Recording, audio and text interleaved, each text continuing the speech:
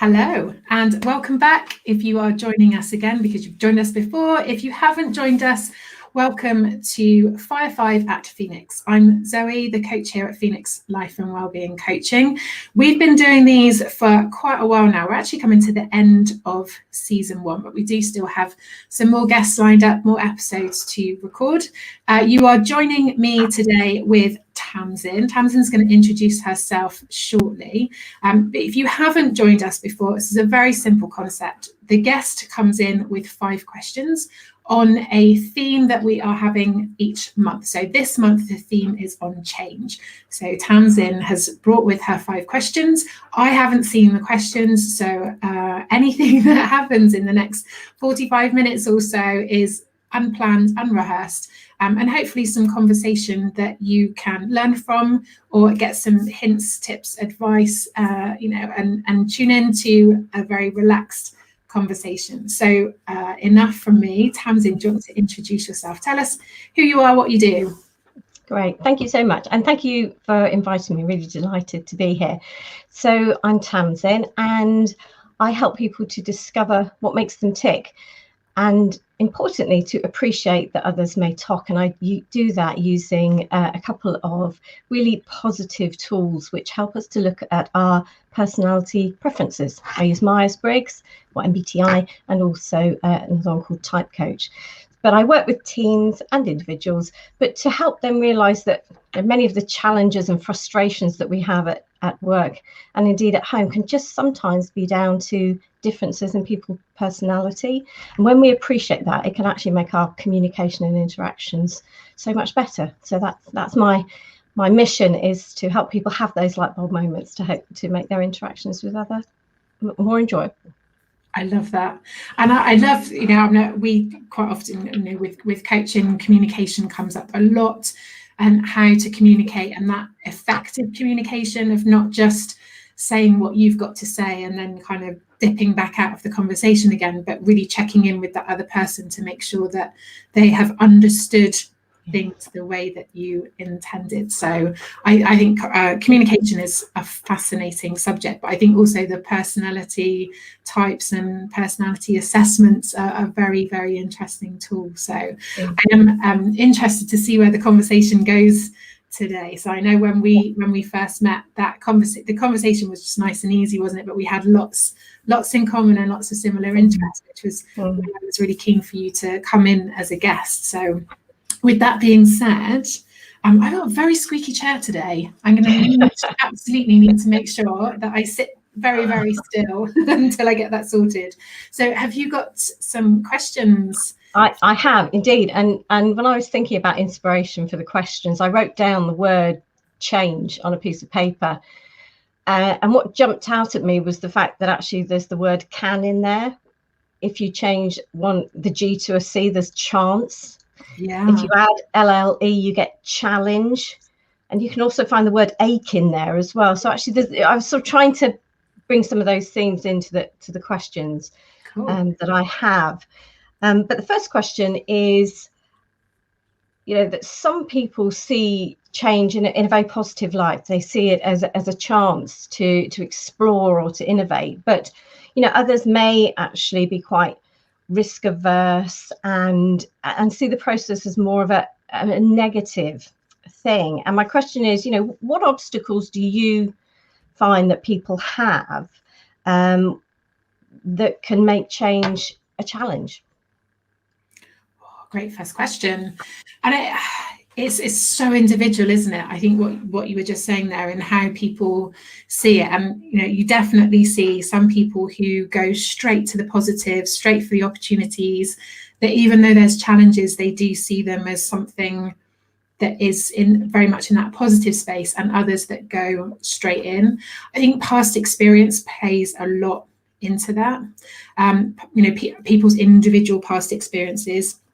And I think with that, their belief system, so not as in their religious, but as in the beliefs that they hold, which have been shaped by their experiences, but also by the influences of people around them. And I think that makes a big difference, in that you see within people's early experiences, how the people that are around them at that time can shape it. Of, you know, it's a learning, it's a learned response, isn't it, to see things as the positive, to see things as a challenge. And so I think if people have been exposed to that very early on, you know, with parents who are perhaps less risk averse and very encouraging for people, young people, to step outside of their comfort zone, I think that makes a big difference.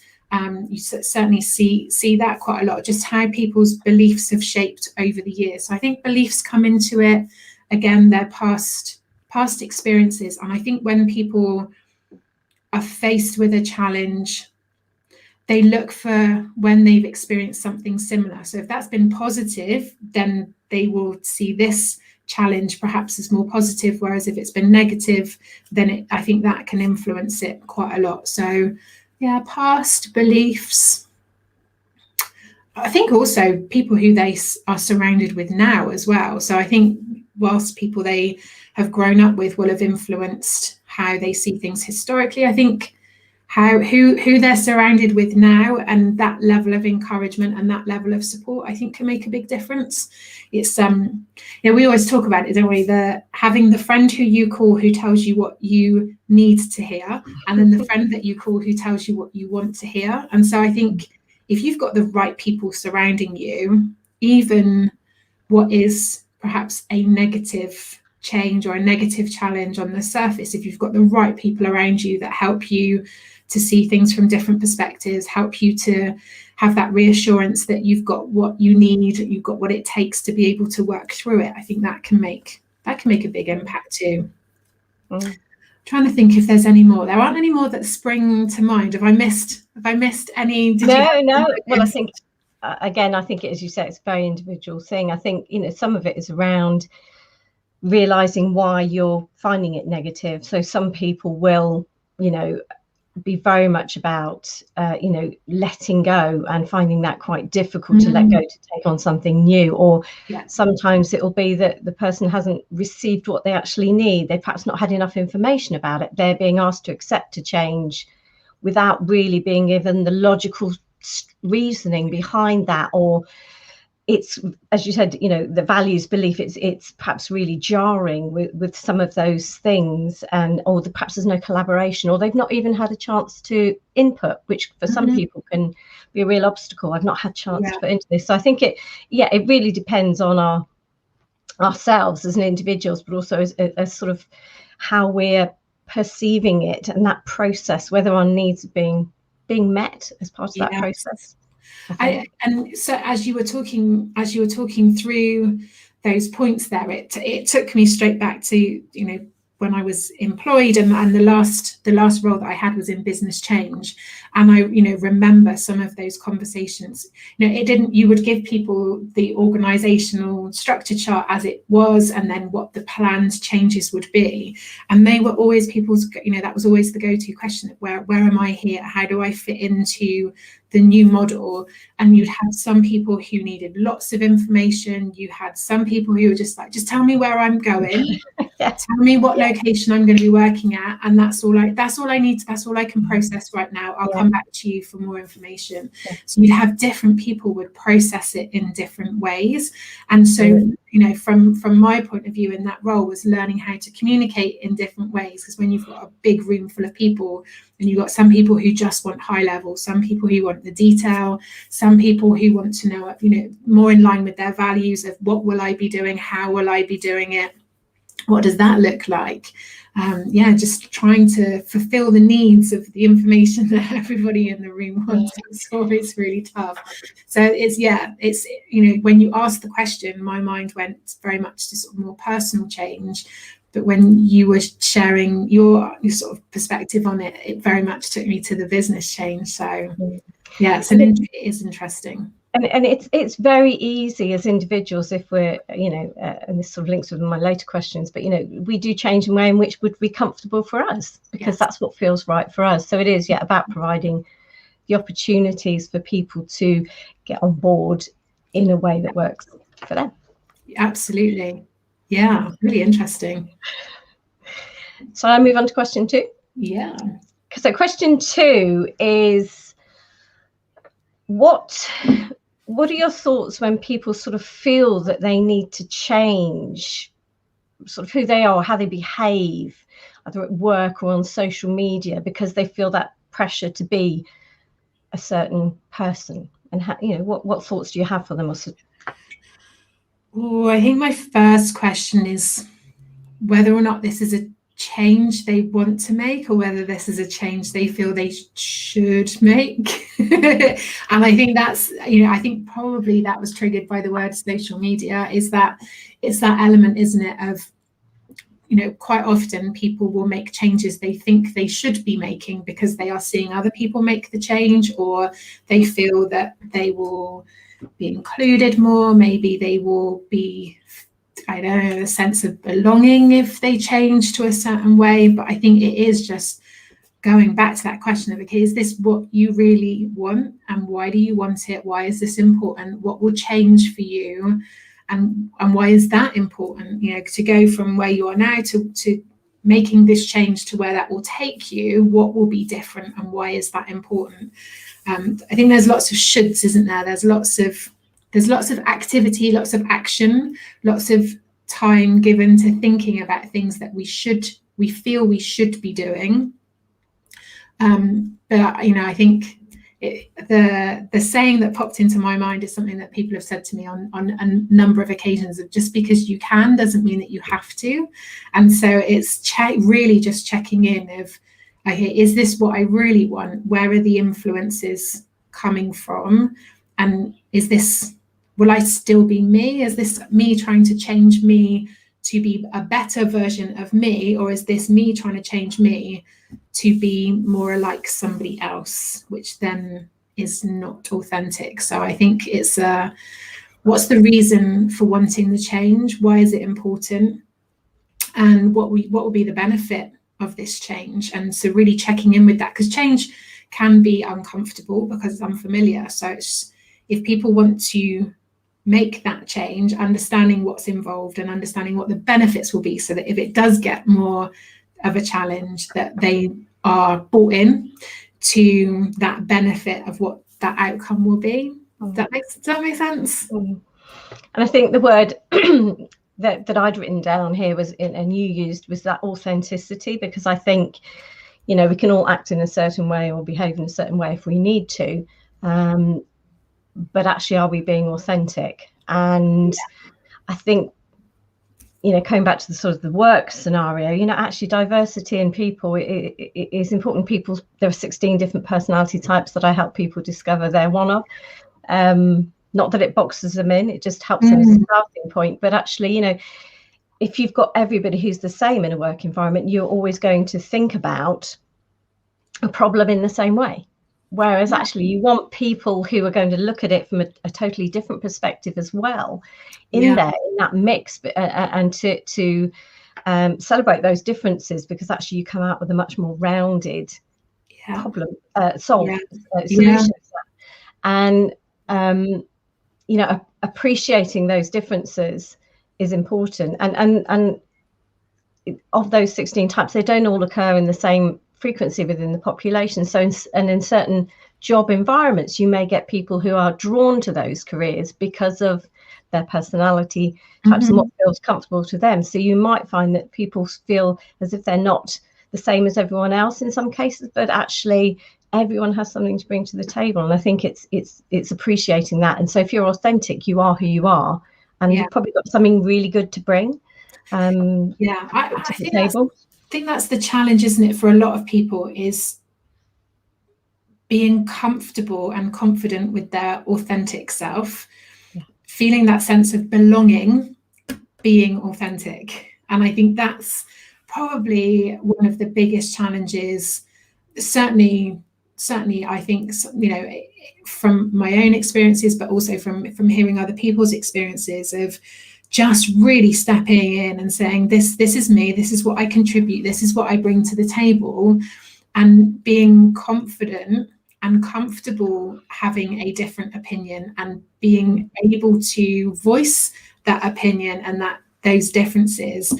And I remember I went to a seminar a few years ago And I remember the person saying there that if you're, as a leader, if your team are all agreeing with you, then you've got the wrong team, because your team should firstly have lots of differences of opinion, but also should feel comfortable in being able to speak up and contribute what their perspective is, what their feelings on things are. And so if you've got a team that don't do that, either you have lots of little junior versions of yourself sitting around the table who think like you and behave like you, which is never healthy, or you have differences around the table, but you haven't created a culture where they can speak up and voice them. So I think from an individual's point of view, it's really important to work on who is it you want to be, getting comfortable and confident with who you are and what you contribute, and having that confidence in finding your voice and being able to speak up in and be able to say, no, I have a different perspective, I'd like to share that, and knowing that that's okay for people to have different perspectives and different ways and views on the world, because that's what makes it all so rich, isn't it? Yeah, absolutely. And I think once that appreciation is there in a workplace, meeting dynamics can become very, very different, waiting for people to who need to think it through before they say something. Making sure everyone has the opportunity to contribute, and yes, an appreciation of that different view is really important. Yeah, I love that. We talked about this in the last episode with Katie about how I'm definitely more a jump in feet first, say what I think, just want to get on with it. Whereas I know that, as when I was in a leadership role of making sure that the people who are more reflective, who need that more time, who need to go take it away and digest it, make sense of it all, and then verbalize their thoughts and opinions on it, they needed a different time scale and a different way of doing it, but making sure that you recognize that with all of the people around you, to make sure that everybody has that same opportunity, even though it might be a different circumstance or a different situation, but allowing that to happen. So yeah, and it can also be quite useful to have people knowing what they're going into the meeting to discuss, so the agenda in advance, because that actually gives people who need that time to reflect and think through and feel much more comfortable offering their final answer than those happy to talk their thoughts through. It gives them the chance to actually then be seen to be contributing in the meeting, because they've had the chance to do that processing and thought, internal thoughts. So that's another good way of I mean, opportunity. This whole setup of this season tells you exactly it gives you a lot of information, doesn't it, about my personality type, of the fact that yes, please come in, don't tell me the questions in advance, come in on a live, put me on the spot. That's my preference. And I know I've spoken to lots of different guests before and after recording these, and they're like, I don't know, like I could never, that's just not something I would be comfortable with. And I know that if I had the questions the day before, I know that I would just spend so much time overthinking what would be the best answer, what would people want to hear, what would be most beneficial to people. Whereas like this, it's I think there's still value in the content that comes out, because feedback tells me that people get value from the conversations that we have. But for me, this is me being authentic, and this is what I enjoy doing. It's not everybody's cup of tea, but that's great. That's why there's lots of different content out there for people, isn't it? Absolutely. Okay. So my third question, sort of, we've covered a little bit of, but if you were working with someone who had to implement a change at work, or it could be at home, when they knew that not everyone would be on board immediately, what suggestions would you have for them? If I go back to the days when I was in business change, I remember going into those meetings and helping people to work out what's in it for me, where am I, what's in it for me, just to get that buy-in. Because I think it's natural, isn't it? We want to know what part we play in it. If you think like human needs, the contribution, the significance, where do I sit in all of this? How will I be a part of this? and helping people to see the benefits for them, but the role that they play in it. It's like that, which part of the wheel am I? What cog, how do I contribute to all of this happening? So I think that's understanding what this person needs. And I think the other thing for me in sort of smaller teams, or from a personal perspective, is understanding when you're working or having these conversations with people who taking into account how will they best receive this information. So do they want lots of information? Do they want time to think about it? Do they want this, a softly round the houses approach, or do they want just tell me, are they likely to say just tell me what it is? What do you know about this person?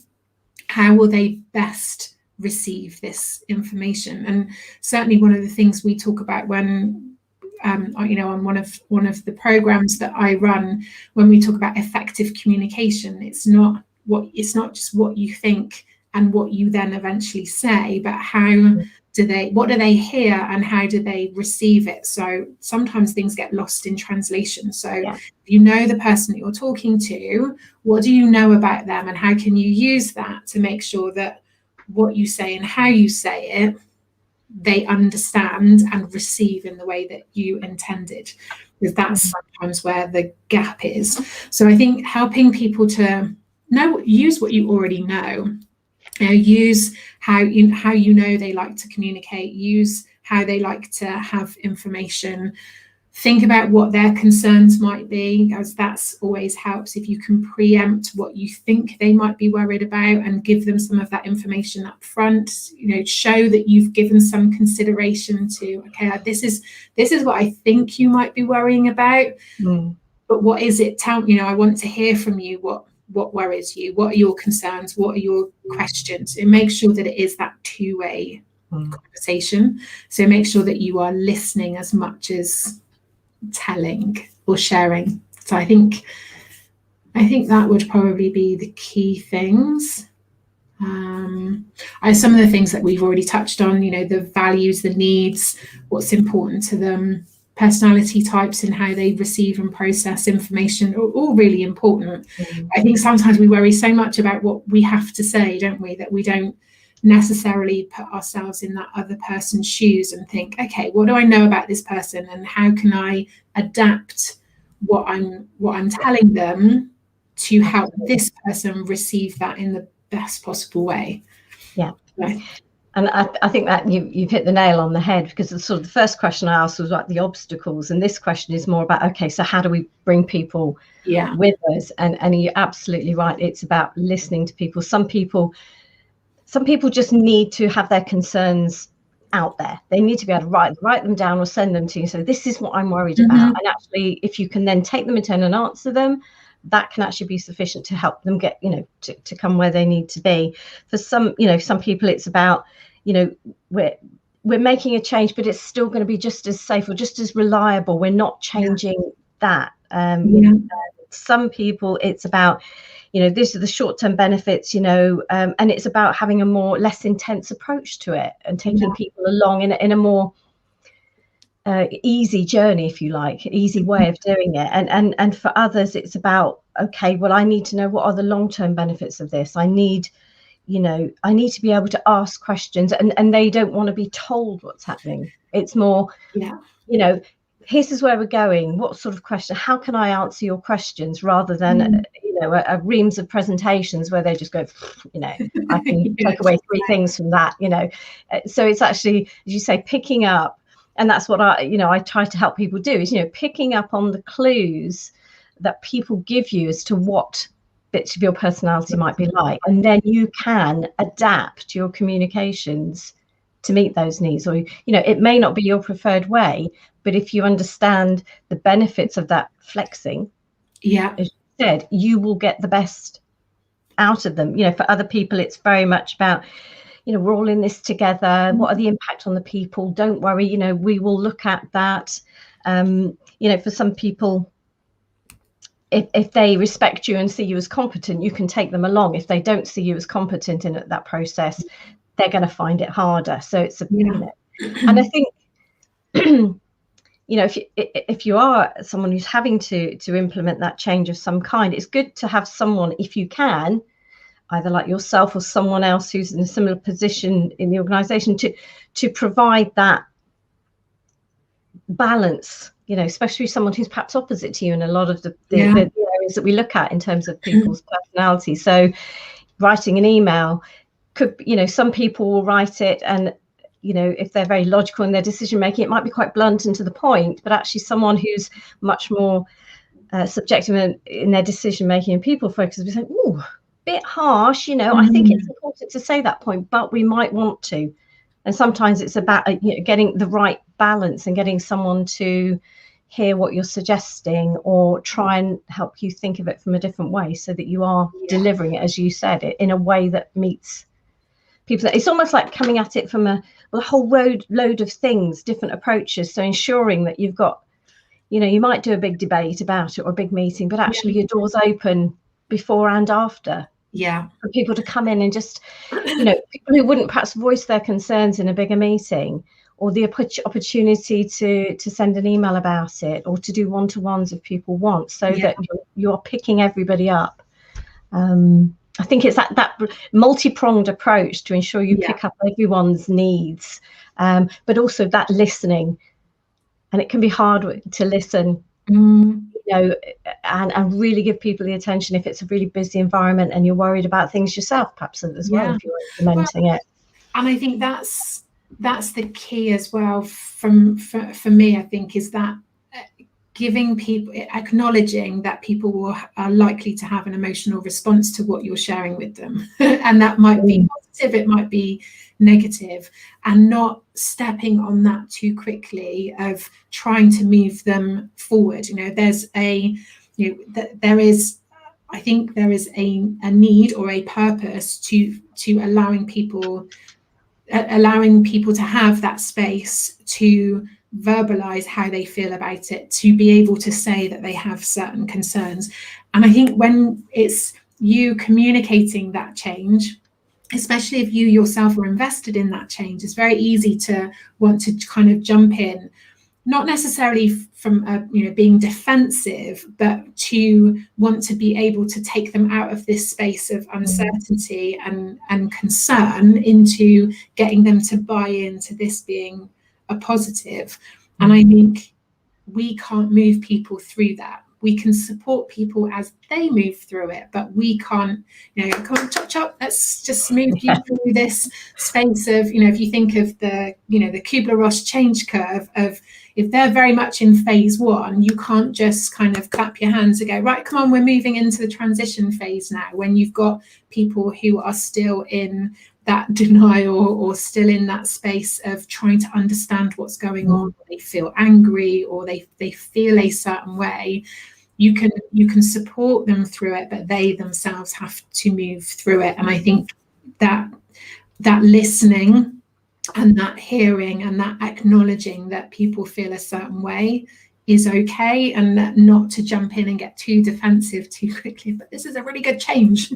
Come on, let me convince you how good this is, because people will need different information at different time, and actually they might have a different perspective, and it might overall be a really positive change, but for that one individual there might be reasons why it's not positive for them. And if we don't hear that, if we don't listen to that, and we don't engage in those conversations, then that's when you miss something that could potentially be quite important. But it's very difficult, isn't it, to bring a big group of people through significant change, because you do need to be able to listen, or have people that are listening out for you that can communicate that up. And I think that's always the challenge, isn't it? But I think sometimes with good intention, we want people to see it as a positive, we want people to buy in, but it means that we rush them through, which means we don't really take them with us. Maybe not quite as voluntarily as we think, that we're almost kind of on a leash, pulling them forward, rather than them free walking forward when they're good and ready. Thank you. That's some helpful points for me as well. Question 4. What has been the biggest change that you've made to your business in the last 12 months due to the current situation? I was very fortunate in that I was already online. So I feel like I'm an early adopter for Zoom. Zoom, take note. I was on Zoom beforehand. So when I created the business a few years ago, I wanted it online, because for me that meant removing a lot of the obstacles or blockers that sometimes hold people back from having coaching or self-development support. So I wanted it to be online because it meant that, you know, people didn't have to worry about childcare or travel or all of those other things. So I was already online. So I think one of the biggest challenges for me when everything started to change was actually not changing anything, which is a bit of a I am somebody, I enjoy change. I like to change. I like to keep things moving, and I find it really difficult actually not to make big changes last year. I knew that everything was, from a logistics point of view, everything was set up in place. So I didn't need to make any big changes, but it was really difficult when you saw lots of other people changing and putting out new things and doing things differently to actually, and I remember having conversations with a couple of people and saying, I feel like I should, that word again, I feel like I should be doing this. I'm seeing other people doing this. Should I be doing this? Whereas actually, the people who I work with, that was what me not changing was actually what was needed. Having that consistency, knowing that I was still doing what I had always done in the way that I had always done it, and that was still an option for them. The fact that the people who I was already working with, that nothing changed, that was the one thing that didn't, well, other things, but that was one thing that didn't change for them. So actually doing nothing, which is really weird, because I plan, you know, and I'm quite open about this. I have an idea of what I want to achieve in 12 months, but I only have a plan 3 months at a time. So I was in a really good place to be able to make change, because it all happened at the end of that quarter, didn't it? So I had a blank wall ready to plan for the next 3 months. So I was in a good position to be able to make some changes. So I found it really hard to not change, but it was a very conscious decision to do nothing. So I don't know if that actually answers the question. I'm trying to think what else has changed, but I think the way that I approach business is I do plan 3 months at a time. So that always gives me lots of room to make changes and seize opportunities that come up. So I have the things that are consistent, the things that stay the same, but that gives me that bit of leeway to be able to do different things around that. So yeah, I'm not sure it answers the question. Well, it does answer it. You just didn't do it. And I think you rightly say, you know, if you've got a group of people that you're working with and it worked well, and if it ain't broke, you know, don't change it. And a lot of people obviously were forced to change, you know. Myself, face-to-face training sort of dropped off the you know, out the window, and as someone who only needs to look at a printer to break it, you know, I've actually found it quite challenging. And I suppose, you know, there's something to be said for, I have been doing this for some time. If there are people looking for people like you, and a lot of people have pivoted and come online with what they do, but they didn't have the longevity of that. I've been doing this for so long. You know, people may be looking for that reassurance, as you said, is I've been doing this for a while, nothing's really changing. And I remember you describing the sort of easiness of your sessions in terms of not being intense, and people can be coming along and doing, you know, all sorts whilst they're listening, and that's absolutely fine. You know, I think when people did move over to all of the platforms, there was a lot of angst about, you know, does my hair look right, what's in the background, all those sorts of things, which actually people who've already worked with you were not, it wasn't a barrier for them. So I'm sure that a lot of people found reassurance in the fact that you were already in that place and it wasn't an issue for people about things like that. Yeah. I think what it has done for me, a definite benefit for me is that it's opened up for lots of people who didn't think that you could have a coaching session online or you couldn't do a self-development training program online, and now seeing that it's become the norm. Yeah. I hate to say that, but it has become much more common, much more acceptable, much more I'm trying to think what the right word would be for people, but it's just become more acceptable for people. It's become something that, whereas before, certainly when I, in the first year that I was doing sort of webinar training sessions, and I would say to people, it's really relaxed. You just need to click this link. I will be on the other side of that link, and then we will just run it like you are in a workshop, but you don't need to worry about parking your car. You don't need to worry about childcare. If your children are falling asleep on you, that's fine. If you if your child runs past, that's also fine. Like you can turn your volume off, so I can't see, I can't hear anything. And all of those reassurances, whereas now don't need to do any of that other than just say, look, this is really relaxed, really informal. Show up as you are in whatever way helps you to relax and take in the information. So I don't need to do all of that quite as much now, and I think people are much more open to it. Whereas before, people would say, "Oh, no, I don't think I could have a coaching session, or I don't think that would work for me." Yeah. Like, okay, that's fine. We'll meet in person.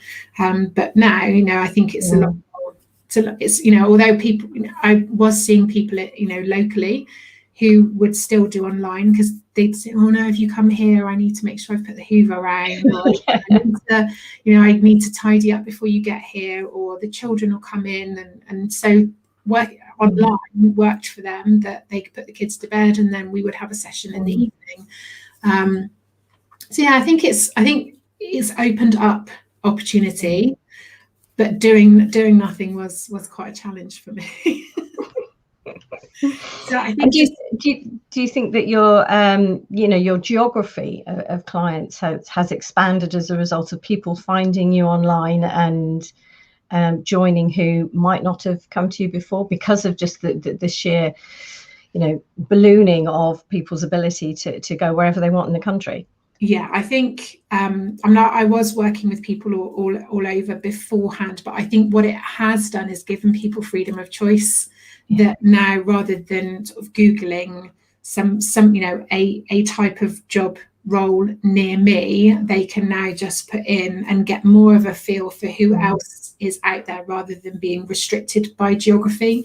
So I think from my perspective, things haven't really changed, and that was always there. But I think other people are now seeing, okay, well, actually, I don't live in the Southwest, but actually, I feel a connection or feel that rapport. I've spoken. Also, I think it helps with people who are moving around. So, working with students that are at university. So, okay, well, when we're booking in the session, it doesn't matter where they are, whether they're back home or whether they're back studying, or that helps. So, I think there's been lots of benefits for other people, which have then benefited me and the business, I think. Yeah, good. And my last question is completely fun, which is, if you were being sponsored to raise money for one of your chosen causes, and you were going to completely change the colour of your hair, and you can choose any colour you want, what would it be and why? That's a great question. I think it would probably be purple. I do like purple. I don't wear purple very often. I wear a lot of blue, which we would like when we connected. I was like, I love the color of your top, but for me, blue is adventurous. So I think purple. I've seen those, the like hair waxes where you can just put it in over the top and it dyes it. And I think that always looks quite adventurous. I've never really been one that's dyed hair. So I think any colour other than my normal colour would probably feel quite adventurous. Yeah, I think it would have to be purple. Does it all over? Can I just do the ends? Whatever you want. Whatever you want. Yeah, I think it would have to be a good purple. What does that say about me? It's whatever you feel comfortable with, isn't it? You think I've always had sort of, at school we always did the wash in, wash out, so it never seemed to work on my hair. But I've more recently had sort of reds and coppers and sort of just streaks rather than full head of anything. But I know my daughter did say to me when I said, "What colour should I have in my hair?" a while back, and she said, "What about blue?" Ooh, I love that really turquoisey blue. Blue. Yeah, that real sort of royal blue, I think is a lovely colour. So yeah, purple or blue. But I'm not. Yeah, I've always been. I'm not. I've had years where I've been blonder, and I did go a coppery colour once, but no, I've always had quite natural colours. This is my natural colour, so it's with hints of grey coming through now, which is interesting. But yeah, I think anything that is not like a normal hair colour would feel very adventurous. But I think if you're going to do that, you've got to kind of go all out and do it, haven't you? Yeah. I think with short hair it's easier because it grows out quicker. But that's true. Yeah, mine's well overdue a cut, so I think there's a lot there to colour. That would be a lot of colour, wouldn't it? But yeah, I think bright purple would be my favourite colour. But I actually really love that really bright royal. Is it like a royal blue? So I would be tempted by that, I think. Great. Good last question. Yeah, that would be a big change. I think that would throw a lot of people. Definitely. Thank you so much. Is that all 5 questions? That went really. That's all 5 questions. Yeah. Really quickly. It always amazes me of the variety of questions. I know you've got that tougher job of being the 3rd person in on this topic. So just the variety of questions and the fact that we have managed to talk about things that haven't come up on the other 2. So credit to you. Great questions and really, really lovely conversation too. Thank you very much for your time. For those of you who are watching back or watching now, or listening back, if you've tuned in onto one of the podcast channels, please do feel free to like, share and subscribe. If you've heard something today that you feel would benefit somebody who you know, please do feel free to share it with them. I will put Tamsin's details in so that you can find her and find out more about the work that she does. Is it mostly with organisations you work with? Do you work with individuals as well? Yep. Yes, I do both. Yep. Excellent. So we will put Tamsin's details in so you can go and find her, find out more, and do check it out because it's really, really interesting stuff. Thank you so much. Thank you for listening, and we will be back next week. Last guest on the topic of change. So a new guest, 5 more questions, and we'll see where that conversation goes. Thank you, Tamsin, for your time, and thank you for listening and watching. Thanks very much. Bye-bye. Thank you.